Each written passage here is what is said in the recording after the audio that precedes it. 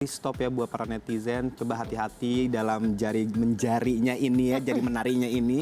Jangan sampai ada yang namanya pembulian dalam bentuk apapun. Itu gitu. dia yang juga bisa menambah mood lebih baik gitu ya. Lihat pemandangan yang bagus gitu. Biasanya kalau misalnya kita di kantor kan enaknya ya punya kantor yang pemandangan view-nya tuh yang cantik-cantik. Cantik banget, ini ya pasti kayak kita bakal sama Kak Indra kan. Kak Indra kan biasanya buka pintu ke rumah selebriti. Nah, ada yang berbeda sekarang. Kali ini buka pintunya nggak sama Kak Indra nih. Kita akan lihat siapa sih yang dibuka pintunya kali ini sama Nadia Mulya dengan Intan Aletrino. Kita langsung lihat ya.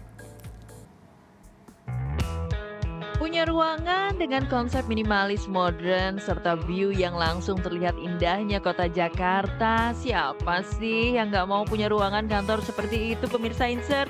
Nah, kira-kira ruangan siapa ya yang bakal dikunjungi buka pintu kali ini bersama dua host cantik, Nadia Mulya dan juga Intan Aletrino. Just langsung aja kita ulik. Halo Pak Budi Aris Setiadi, apa kabar? Baik, kabar baik. Perkenalkan, saya Intan Aletrino. Saya Nadia Mulya, Pak. Terima kasih loh Pak. Udah nih para pemirsa semuanya.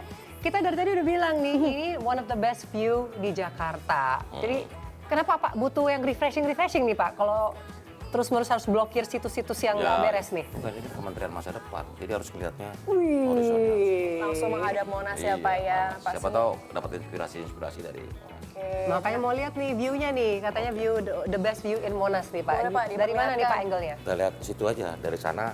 Sering Bapak duduk di sini melihat pemandangan? Ya, kalau sore pasti kayak saya di sini, melihat Monas. Seperti ini satu-satunya gedung kementerian yang kayaknya view-nya paling terbaik nih sepertinya ya Pak ya? Ya, ininya apa, point of view-nya pas gitu. Center ya Pak? Begitu.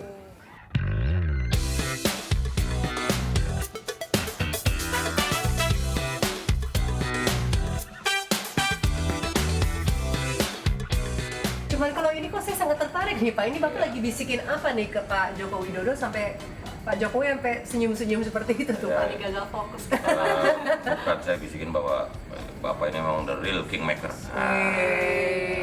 Oke, kalau gitu nanti kayaknya banyak yang bisa kita tanya-tanya ya dari Bapak ya, seru ya. Yuk. Lagi Tan ya, saya sama Intan kan sama-sama ibu nih Pak. Kalau udah ngomongin mengenai social media, internet, digitalisasi, pasti kan mikirinnya anak. Pasti kita mikirinnya anak kita ngeliat konten apa. Banyak banget kan Pak, konten pornografi yang melibatkan perlindungan anak, ya makanya harus kita lindungi itu. Jadi gini loh, ini kementerian masa depan. Dalam pengertian kita urus itu masa depan. Ya, setuju. Generasi muda. Generasi yang akan bukan hanya sekarang, yang akan datang, dan kita tahu kemajuan atau disrupsi teknologi ini kan eksponensial. Gitu loh. Jadi harus kita antisipasi. Jadi kata kuncinya kan adaptasi. Kayak itu loh, Bapak kan pasti update nih kasus. Betul. Yang lagi rame itu ada seorang selebriti lah, let's say inisialnya RK ya Pak. Nah, dia itu kan sebenarnya adalah konten yang disebarluaskan oleh oknum itu pada saat dia masih di bawah umur Pak. Justru itu. Dalam kondisi nggak sadar. Padahal kan sekarang dia sudah dewasa, sudah memiliki karir. Ya, saya mendengar berita itu juga. Memang karena itulah kita, Kementerian Kominfo kan salah satu program utamanya yang menjadi bagian penting kita adalah melakukan literasi digital. Jadi bagaimana masyarakat kita bisa terliterasi secara digital, artinya cakap digital gitu loh. Cakap digital artinya bisa memilah, bisa memilih, bisa tahu, bisa melakukan verifikasi, ada hoax atau bukan gitu. Dan yang pasti kita juga mengimbau kepada seluruh warga net gunakanlah sosial media dengan baik, dengan bijak, dan dengan produktif. Pemerintah kan seperti Bapak tuh kerjanya kan memantau terus kemudian memblokir. Ini kalau untuk situs pornografi baik dari sosial media maupun sosmed ini ada 1,9 juta situs. Saya ngebayanginnya ngeblok, nge-report itu tuh gimana sih Pak proses untuk bisa ngeblok seperti itu? Memang dunia digital ini apa sih? Esensinya tanpa batas, borderless, ya kan? Nah, kita harus mengantisipasi itu dengan meminimalisir. Menghilangkan 100% menurut saya tidak mungkin. Tapi meminimalisir, terutama dampak-dampak. Apalagi misalnya pornografi anak harus kita lindungi, gitu loh. Karena mereka menjadi konsumsi sosial media justru untuk hal-hal yang kurang tepat. Gitu. Betul. Nah, karena itulah kita juga menjaga ruang digital kita sehat. Itu sehat. ruang digital kita sehat dan ruang digital kita itu produktif. Harus menjadi wake up call ya Pak ya? Iya, itu wake up call kita, jadi alarm, Ya.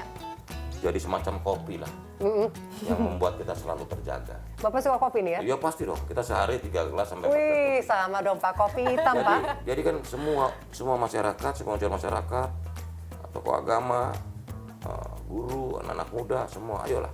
Ini semacam kopi, wake up call tadi, kopi yang membuat kita selalu terjaga. Oke, ngopi produktif, tapi jangan sampai sambil ngejudi juga ya Pak. Iya, Ini kan Pak, bahaya judi juga online ya itu Pak bahaya. ya.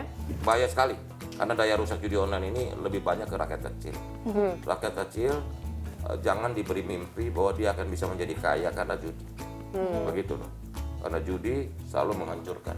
Tapi Pak, Rumah tangga malah. betul. Karena larinya tapi jadi judi online ke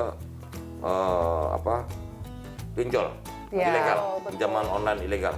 Jadi lingkaran setan kan. Nah, kembali lagi ke judi online nih Pak. Ini mungkin salah satu hal ya yang membuat orang tuh awal mulanya iseng-iseng Pak. Karena kadang-kadang ada beberapa public figure, selebriti, selebgram yang ternyata mengendorse. Entah walaupun ketika ditanya katanya mereka nggak tahu disangkanya game. Nah kalau Bapak ngeliatnya gimana nih kalau ada keterkaitan sama sisi entertainment dan public Gini. figurnya itu? Cara membedakan game dan judi online adalah cuma satu, Iya. bahwa judi online itu duitnya bisa di withdraw, Ah, bisa diambil. Kalau game online itu kayak kita beli peralatan ya kan, beli pedang-pedangan, beli pistol-pistolan, beli senjata, itu uangnya nggak bisa di withdraw. Kalau game online, kalau judi online kan uangnya kapan aja bisa ditarik, begitu.